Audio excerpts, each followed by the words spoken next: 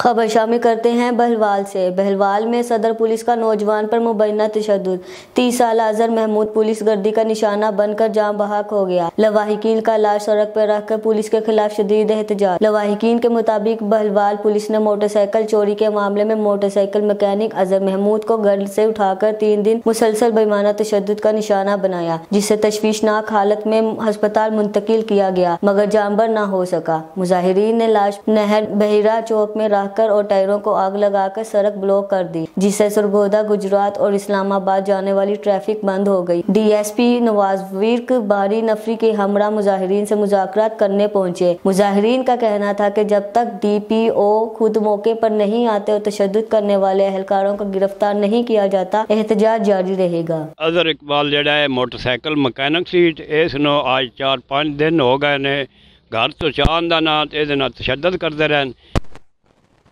بہت زیادہ ظلم کیتا نا، لہذا یہ سن پولیس والوں کاروائی کی جائے، انہوں کے خلاف پرچہ دتا جائے۔